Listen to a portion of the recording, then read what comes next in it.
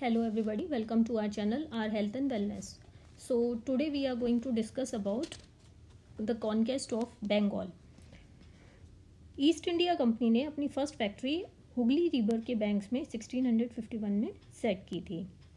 Company traders जो होते थे उस समय उनको हम फैक्टर्स बोलते थे और वो वहीं से ऑपरेट करते थे. उनका वहीं पर वेयर हाउस होता था और उनके ऑफिसेस भी वहीं पर होते थे. इस फैक्ट्री की वजह से मर्चेंट्स का सेटलमेंट हुआ, ट्रेडर्स का सेटलमेंट हुआ और 1696 में कंपनी ने सेटलमेंट के अराउंड एक फोर्ट, एक किला बनाना शुरू कर दिया.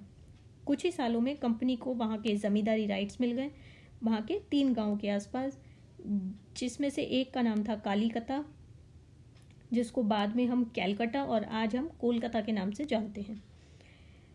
ये जो एक्सपेंशन ईस्ट इंडिया कंपनी ने करा था, इसकी वजह से जो आसपास के लोकल नवाब्स थे उनके लिए ये एक अलार्मिंग सिचुएशन थी, जिसकी वजह से बैटल ऑफ प्लासी हुई थी 1757 में. अब हम थोड़ा सा आइडिया लेंगे बैटल ऑफ प्लासी का, जो कि 1757 में हुई थी. बैटल ऑफ प्लासी हुई थी नवाब ऑफ बंगाल सिराजुद्दौला और ईस्ट इंडिया कंपनी के बीच में. बहुत ही इंपॉर्टेंट क्वेश्चन है ये. ईस्ट इंडिया कंपनी अपना कंट्रोल बंगाल के ऊपर इंक्रीज करना चाह रही थी, क्योंकि ये एक बहुत ही ज़्यादा फर्टाइल एरिया था. उस समय बंगाल का एरिया आज के बंगाल, बिहार और उड़ीसा को कंप्राइज करता था. जो पॉइंट्स ऑफ कॉन्फ्लिक्ट थे जो नवाब और कंपनी के बीच में शुरू हो गए थे, तो उनमें से एक था जो रॉयल फरमान मिला था कंपनी को मुगल एम्परर की तरफ से 1717 में. उसके हिसाब से क्या था कि वो ट्रेड कर सकते हैं और उनको कोई ड्यूटी और टैक्स नहीं देना पड़ेगा. लेकिन जो कंपनी एग्जीक्यूटिव्स थे उन्होंने इस फरमान का मिसयूज़ किया और प्राइवेट ट्रेड में इंडल्ज हो गए और कोई टैक्स या ड्यूटी नहीं दी उन्होंने. तो इस प्रॉब्लम को सिराजुद्दौला ने ऑब्जेक्ट किया कि कंपनी को टैक्स देना चाहिए. दूसरी बात क्या हुई थी, कैलकाटा में फोर्टिफिकेशन शुरू हो गए थे, मतलब फोर्ट्स बनाने शुरू कर दिए थे. फोर्ट विलियम का फोर्टिफिकेशन शुरू कर दिया था, उसको स्ट्रेंथन करना शुरू कर दिया था. जो फोर्ट था उसके चारों तरफ गन्स माउंट करनी थी और इसके लिए कोई परमिशन सिराजुद्दौला से नहीं ली गई थी. कंपनी ऑफिशियल्स ने नवाब को डिसरेस्पेक्ट करना शुरू कर दिया था. नवाब को डिसरेस्पेक्टफुल लेटर्स लिखे गए थे, जिसकी वजह से उसको उसके आत्मसम्मान को ठेस पहुंची थी. इस वजह से नवाब नाराज़ हो गए और उन्होंने कंपनी को इंस्ट्रक्ट किया कि उनके पॉलिटिकल अफेयर्स में इंटरफेयर करना बंद कर दें, किलेबंदी बंद कर दें, किले बनाना बंद कर दें और टैक्स देना शुरू करें. इसकी वजह से क्या हुआ, तो नवाब और कंपनी के आपस में सुलह नहीं हो पाई और नवाब ने इंटर्न क्या करा, अपने सोल्जर्स लेकर कंपनी फैक्ट्री पर गए कासिम बाज़ार में जो प्रेजेंट थी और उनका वेयर हाउस ओवरटुक कर लिया, ऑफिशियल्स को कैप्चर कर लिया और उनके आर्म्स भी ले लिए.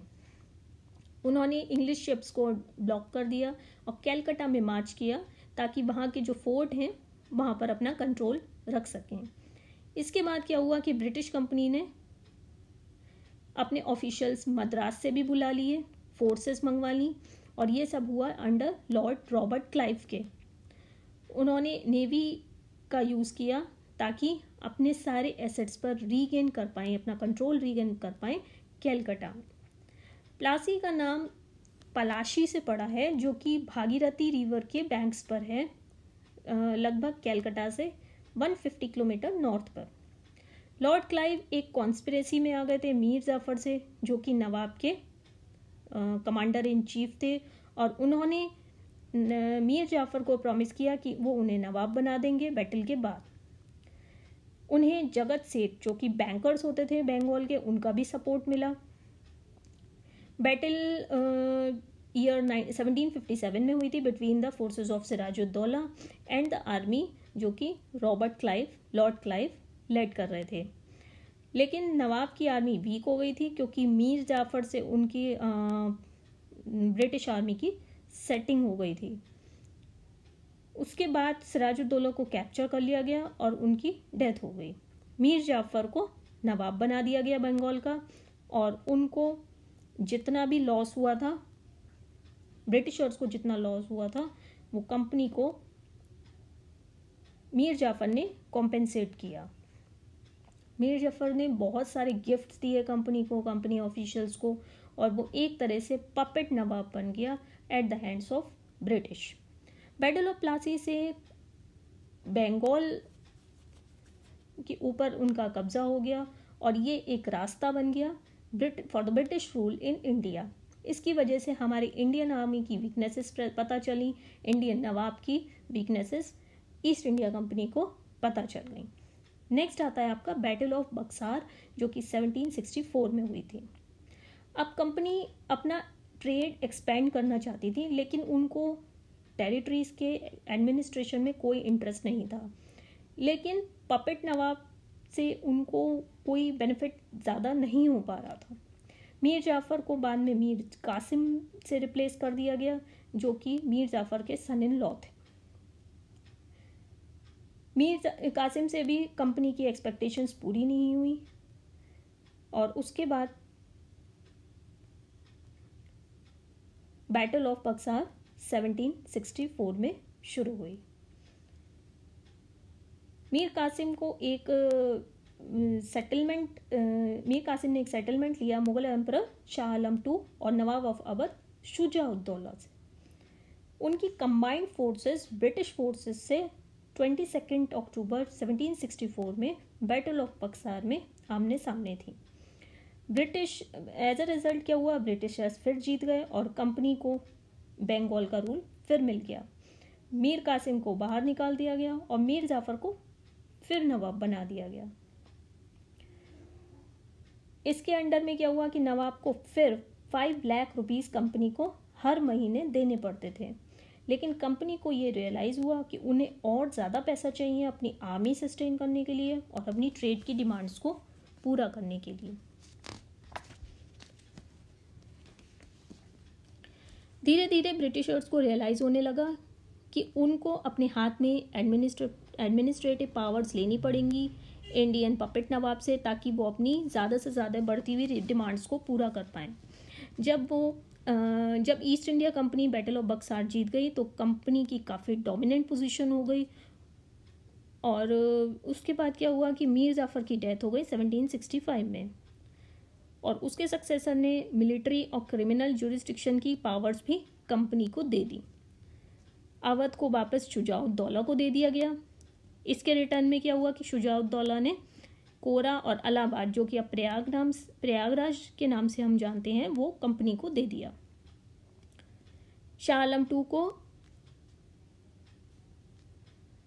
बंगाल, बिहार और उड़ीसा की दीवानी ईस्ट इंडिया कंपनी को देनी पड़ी और इसके बदले शाह आलम II को हर साल 26 लाख रुपीस दिए जाते थे।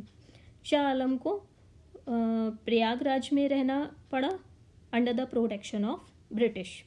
दीवानी राइट्स जो कंपनी को मिल गए, इससे काफ़ी प्रॉब्लम्स ब्रिटिशर्स की सॉल्व हो गई। 18वीं सेंचुरी के आते आते कंपनी के काफ़ी ट्रेड एक्सपेंशंस हो गए और बहुत सारे नंबर ऑफ गुड्स वो परचेज करने लगी।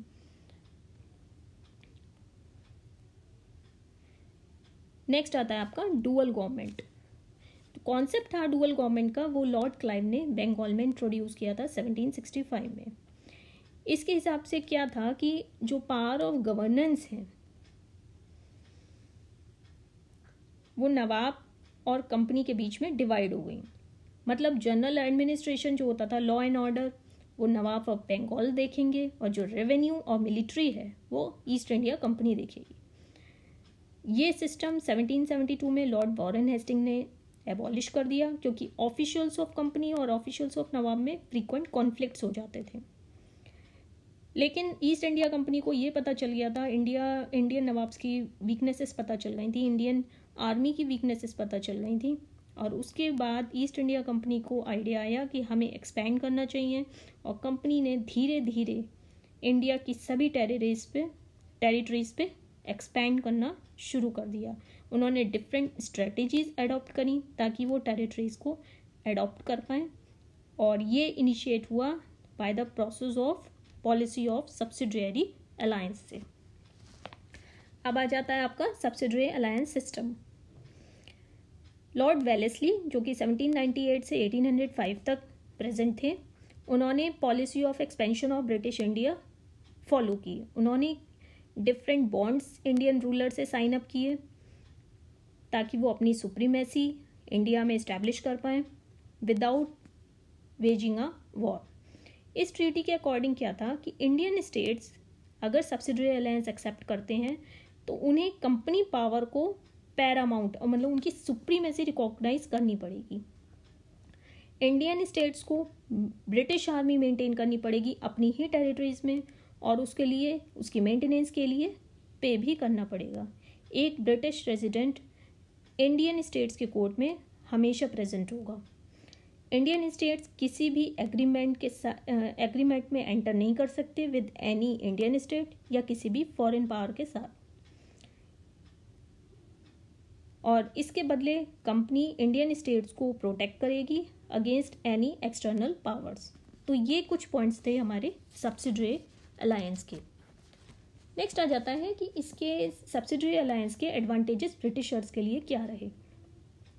सब्सिडरी अलायंस के एडवांटेजेस ब्रिटिशर्स के लिए ये रहे कि वो बहुत बड़ी आर्मी मेंटेन कर सकते थे, लेकिन उसके लिए उन्हें कुछ पे नहीं करना पड़ता था। सारा खर्चा इंडियन स्टेट्स का, इंडियन रूलर्स का हो रहा था। और उन्हें दूसरी बात, इंडिया के डोमेस्टिक राइट्स और एक्सटर्नल अफेयर्स में इंटरफेयर करने का मौका भी मिल गया था। इसके बाद क्या हुआ, कंपनी को बहुत सारी टेरिटरीज एक्वायर करने का मौका मिल गया।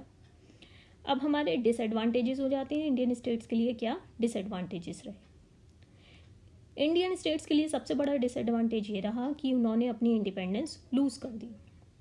ब्रिटिश रेजिडेंट्स उनके डे टू डे वर्क और पॉलिटिकल अफेयर्स में रोज इंटरफेयर करते थे, और इसके साथ ही साथ इंडियन स्टेट्स पर इकोनॉमिक बर्डन भी पड़ रहा था, क्योंकि लार्ज ब्रिटिश आर्मी के लिए उन्हें मेंटेन करने के लिए उन्हें पे करना पड़ता था। लोगों को बहुत ज़्यादा हैवी टैक्सेस पे करने पड़ते थे एज ए फाइनेंशियल बर्डन।